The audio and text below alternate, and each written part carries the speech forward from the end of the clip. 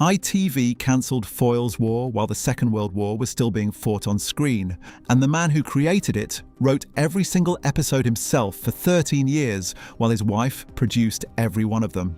The story behind Britain's most meticulously researched detective drama is stranger than most of the crimes Foyle ever solved. Fact 1. ITV cancelled it mid-war. Foyle, is this the way your men amuse themselves? I've had enough of this. I'm not going to be pushed around by some bloody stuffed shirt. I want to leave. Still not possible, I'm afraid. After 5 series, Foyle's War was cancelled abruptly by ITV director of programmes Simon Shapps, while the show was still set in 1943 and the war had not yet been won. Scripts already existed for 1943 and 1944. None of it was ever filmed. The cancellation forced a desperate narrative jump. Previous series had moved at a rate of months per episode. Suddenly, Horowitz had to leap forward to VE Day in a single bound, skipping D-Day, the liberation of Paris, and the final push into Germany entirely. The presumed final episode aired in April 2008 with 7.3 million viewers, a 28% audience share. ITV had cancelled a show that nearly a third of the viewing public was still watching. The figures embarrassed the decision into reverse. Viewer letters and press coverage created what Horowitz described as a squall of protest, enough to get ITV to change its mind. 3 additional series followed, taking Foyle beyond the war into Cold War M15 espionage. The cancellation left a permanent scar. The episodes that should have covered 1943 and 1944, Monte Cassino, the Warsaw Uprising, were never made. Horowitz later said losing those stories was one of the genuine regrets of his career. I said I want to go. Officer, arrest this man. Thank you. What? Fact 2. The name came from a bookshop. An explosion last night, sir. A warden got caught in the blast. Is he all right? He's in hospital. Minor injuries. When Horowitz sat down to name his wartime detective, he was not thinking about the military or Sussex. He was thinking about a bookshop on London's Charing Cross Road. Foyle's bookshop, famous for its long-standing owner, Christina Foyle, gave him the surname he needed. Christopher was simply the nearest male name to Christina. The detective's full name came from combining a female bookshop owner's surname with its closest masculine equivalent. The connection deepened unexpectedly. After Christina Foyle's death in 1999, control of the bookshop passed to her nephew, also named Christopher Foyle. The real Christopher Foyle and the fictional Christopher Foyle existed simultaneously. The real Christopher Foyle was given a cameo in the episode Bad Blood, though his scene was cut from the American PBS broadcast, meaning the connection was visible to British audiences, but invisible to American ones. A name chosen almost arbitrarily from a London landmark produced a character whose surname was then inherited by a real person of the same first name, who then appeared in the show named after him. Which is more than you can say for the man who was inside. We haven't moved him. I'm afraid it isn't very pleasant. Fact 3. Sam was based on a real woman. Sam, are you all right? Oh, sir. Sorry I didn't report him for duty this morning, sir. Couldn't matter less. Do sit down. Are you all right? Samantha Stewart. Foyle's driver and the show's emotional centre across all 8 series was not invented. She was based on a real person from Horowitz's own childhood. His childhood nanny, Nora Fitzgerald, had served as a WAF driver during the Second World War. She used to tell the young Horowitz stories about her wartime experiences, the vehicles she drove, the people she encountered, the texture of life on the home front. Those stories stayed with him for decades. When he created Foyle's War, he drew directly on what Nora had told him, shaping Sam's background, her competence, her cheerfulness under pressure from a real woman who had lived through the war he was dramatising. Honeysuckle Weeks, who played Sam across the full run, became so identified with the character that Horowitz later considered building a spin-off around her. The idea was developed, but never produced. Nora Fitzgerald did not live to see the series, but the character she inspired became one of the most beloved in British television drama of the 2000s. And the wartime stories she told a child in the 1960s ended up being seen by audiences in 30 countries. Who are you? I'm Sam. That's a man's name. Well, it's short for Samantha. Fact 4. The show outlasted the war. Quite what he says.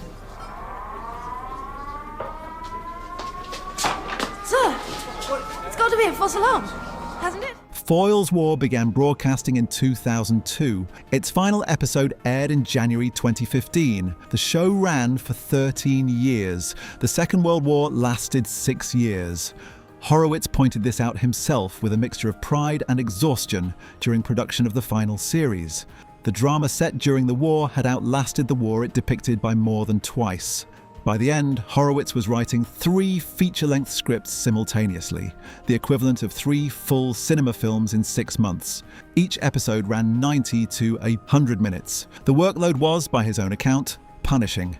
The show's longevity created relentless research demands. Each series required deep immersion in a specific period. The precise texture of 1940 or 1943 or 1946, with accurate detail about rationing, military procedure, and intelligence operations.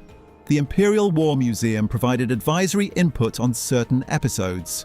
The level of historical accuracy became a hallmark of the series, and occasionally a source of public embarrassment when something slipped through. Get it under cover! Can you hear?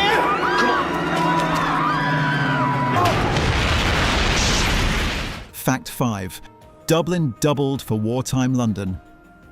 We're making good progress, now with the weather clearing up. It helps that the locals have stopped shooting at us.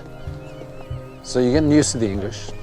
As Foyle's War moved into later series and the stories shifted to London, the production faced a familiar problem. Filming wartime London in modern London is extraordinarily difficult and expensive. The solution was Dublin. Ireland's capital, with its preserved Georgian architecture and streets largely untouched by post-war redevelopment, could be dressed to pass convincingly as 1940s London.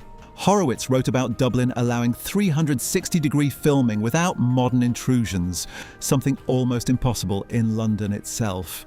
The arrangement was not without embarrassment. In one series, a Routemaster bus, not introduced until a decade after the period being depicted, passed through a shot filmed in Dublin. The Sunday Times published letters about it for weeks. Horowitz's response was direct. Somebody made a wrong decision, and people should get over it. Liverpool was used in the final series for scenes depicting London, Nuremberg, Paris, and Jerusalem simultaneously. One city, dressed by the art department, stood in for 4 locations across 3 countries. The flexibility of a sympathetic filming location had become essential. The show that began in one English seaside town ended up being made, in part, in 2 entirely different cities. If you're enjoying this, it would mean a lot if you subscribed. It helps us keep making videos like this one. Just hit that button and you'll never miss a new one. Don't know what was wrong with him. He's never been like that before. It was probably last-minute nerves. What, postponing the wedding? Fact 6. He wrote every single episode. Mr. Foyle, thank you for everything. Let me know how you get on. I will. Barnetti? Captain, happy seeing you. Foyle's War is unusual among long-running British dramas for one specific reason. Anthony Horowitz wrote every single episode himself, all 28, across 8 series and 13 years. Most series of comparable length use a writer's room. The workload is distributed because it almost has to be. Sustaining quality across dozens of hours is considered too demanding for one person. Horowitz did it anyway. Each episode ran 90 to 100 minutes, the equivalent of a feature film. 3 scripts per series, across 8 series. 28 feature-length screenplays written by one person, alongside a parallel career producing novels including Alex Rider and 2 official James Bond books. The commitment was deliberate. He believed the show's historical accuracy and tonal consistency required a single, controlling voice. Other writers would have introduced inconsistencies he was unwilling to accept. By the final series, he was openly exhausted, writing publicly about wanting to go somewhere without computers. He still wrote every episode. Fact 7. His wife produced the whole show. Just put it down here then. Thanks, Mary. I'll take it up later. You're going to stay up here? I've got nowhere else to go. Foyle's War was a family enterprise in the most literal sense. Horowitz wrote every episode. His wife, Jill Green, produced the series throughout its entire run. They met at an advertising agency in the early 1980s. Horowitz has described himself as the world's worst advertising copywriter. Green was his account director, his professional superior from the moment they met, a dynamic that never particularly changed. Working on an earlier project together, they realized that writer and producer, being the same household, gave them complete creative control. Foyle's War was built on that model. Every significant decision made by two people who went home to the same house. Green won a BAFTA Lou Grade Award for the series in 2003. She was also the person Horowitz trusted with the first response to anything he wrote, the one who would tell him when something wasn't working. Whatever disagreements they had were settled at home.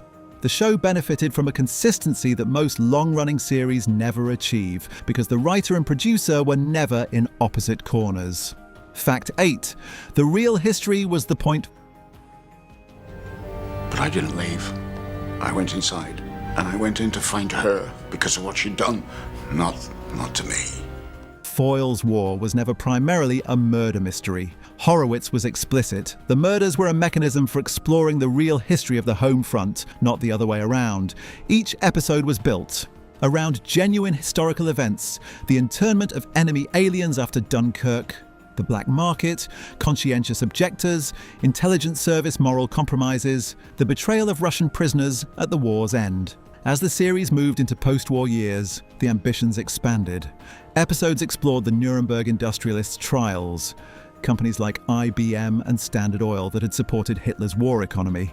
Another examined a real attempted bombing of the Foreign Office by a Zionist agent in 1946. Horowitz described the research as discovering stories that were shocking but relatively unknown. History obscured not through active suppression but through the tendency of official narrative to smooth over inconvenient details. The commitment to historical accuracy produced a show that functioned simultaneously as entertainment and corrective, pushing back against the simplified, triumphant version of wartime Britain that most popular culture has always preferred to present.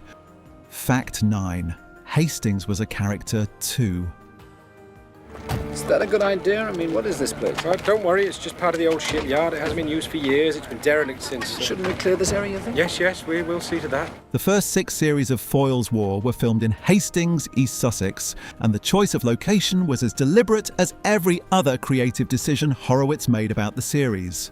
Hastings was, as the show was being developed, as close to the real war as it was possible to get in England. The south coast of England had faced the genuine possibility of invasion in 1940. The threat that animates the early series, the sense that the war is not somewhere else but immediately present, is not fictional atmosphere. It is the historical reality of a coastal town that spent years looking across the channel at occupied France. The town's preserved old town architecture made it an unusually authentic filming location. Production crews applied blackout tape to windows and boarded up shop fronts to simulate wartime conditions without relying on CGI. The house on Croft Road, used as Foyle's home, was a real Hastings property that fans have been photographing ever since. The relationship between the show and the town became genuinely reciprocal. Hastings Borough Council and the production company collaborated on an official location guide, Foyle's Hastings, sold in local museums.